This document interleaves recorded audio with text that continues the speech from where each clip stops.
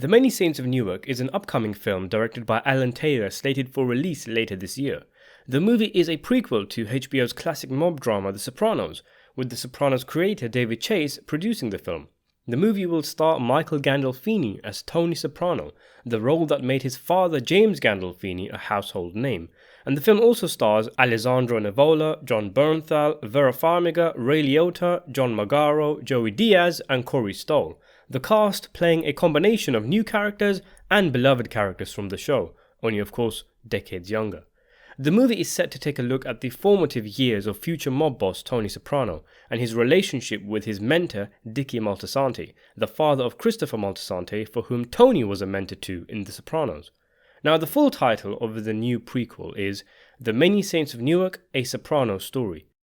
Sure, some might find it a little cheesy, but adding The Sopranos in the title is probably necessary so that general audiences will know that this film is connected to The Sopranos.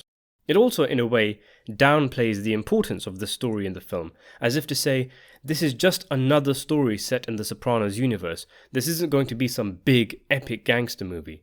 But something I thought this could also infer, as I mentioned in my review of the film's trailer, was that there could possibly be more Sopranos movies, if this one was a success. And that's a cool concept, I think. Of course, it all depends on the execution, and this prequel isn't necessary for The Sopranos, let alone more movies, and it would be so easy to get something wrong, but the idea that there could be several Sopranos movies, with stories and time periods scattered around, each film exploring something different, does sound cool.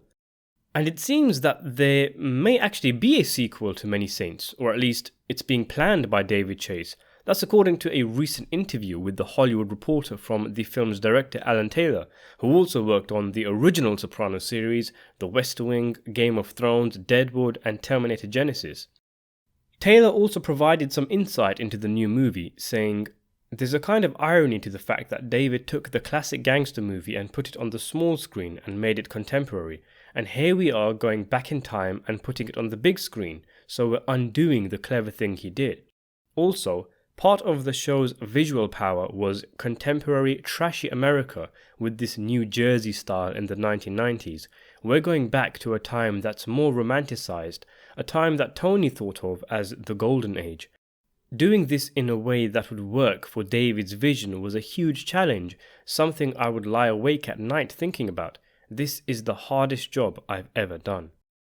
Taylor said that during a lunch in 2018, David Chase offered him the Many Saints gig, and he also said that Chase would never allow a sequel to The Sopranos to be made, because it would have to explain what happened in the show's infamous final scene. So why did Chase choose Taylor when there were several directors he could have picked?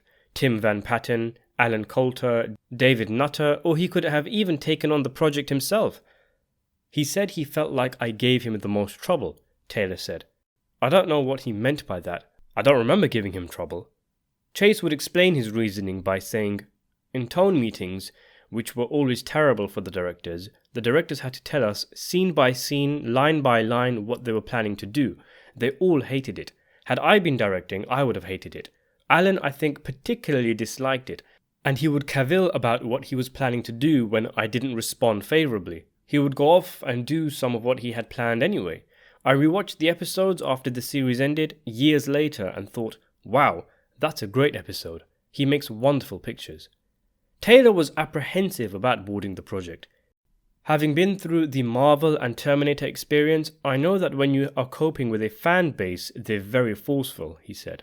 They have strong opinions, and it makes a huge difference whether you win them over or not. With regards to Michael Gandolfini playing his father's role, interestingly, one of the things Taylor said that they had to do was make sure Michael avoided acting too much like his father. "We were reminding each other that he's still a kid. He hasn't hardened up yet," Taylor said. "Sometimes a line might come out like he was already that gangster, and we had to back off to the less formed version." There were other things talked about in this interview that I won't mention because I imagine a lot of people want to go into the film not wanting to know too much, but the story apparently plays like a lavish pilot for a new series. Taylor has his doubts that The Many Saints of Newark will kickstart a prequel series, but he has said he spoke with David Chase, and David said something that sounded like he was talking about making more content. I said, Wait, are you talking about a sequel? And he said, maybe. So what do you think about The Many Saints of Newark possibly getting a sequel? Do you think it would be a good idea? Let me know in the comments below, and thanks for watching.